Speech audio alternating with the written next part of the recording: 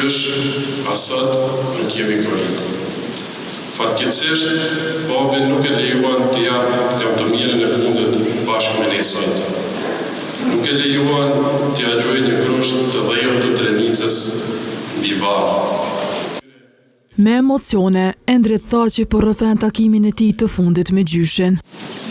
Në muajt e fundit, çdo orë, çdo minutë, priste që babi t'i hapte derën e spitalit.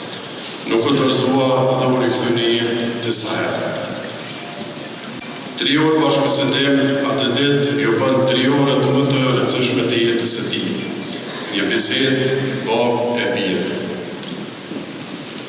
Që të dy e kërkonin lirinë çlirimit.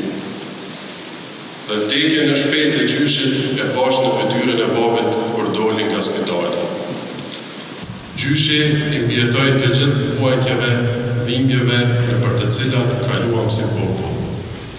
Por këto 4 vite nuk i mbijetoi vuajtjeve dhe dhimbjes nga padrejtësia. E lotët nuk po mund t'i mbaj, bashkëshortja e Haxhi Thaqit hyr Thaqi. Të martën kur edhe ju dha lamtomira e fundit Haxhi Thaqit, përveç familjes, pjesë e mbledhjes komemorative të organizuar nga komuna e Skenderajt, të pranishëm ishin edhe 10 qytetarë të tjerë. Kreu i Partisë Demokratike të Kosovës Memli Krasniqi dhe kandidati për kryeministër në zgjedhjet të 9 shkurtit nga kjo parti, Bedri Hamza, shprehen dëshpërimin për ndalimin e pjesëmarrjes së Thaqit në varrimin e babait të tij. Dhe si një testament i fundit i dashurisë prindrore, Baca Haxhila pas një mesazh të pashkruar në ditët e fundit të jetës së tij. Ai priti. Priti me durim dhe forcë, derisa i biri të rrinte pranë tij. Sepse një baba nuk largohet kur nga kjo botë, pa i dhënë lamtomirën e fundit djalit tij. Atë ditë, kur me në fund e po të birën e tij, sikur donte të thoshte, tani mund të shkoj qiell. Ishte si një përqafim i fundit, një lamtomirë e pashprehur, një bekem i heshtur. Për të nderuar Haxhi Thaqin, duke shprehur ngushëllimet e tyre për familjen, pjesëmarrës ishin edhe nga rajoni. Ndaj nuk më mbajti dot vendi atje në Tiranë, po disha atje këtu sot, pra nënës dhe gruas së Hashimit.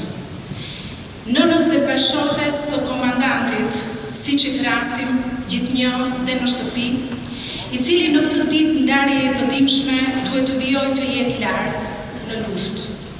Shumë i nderuar e shumë i dashur Hashim, që na mungon në këtë përcjellje të babait tënd. Sepse padrejtësitë politike e kombëtare të burgosjes tënde e luftarëve të tjerë, sot ju shtua edhe një padrejtësi njerëzore e morale.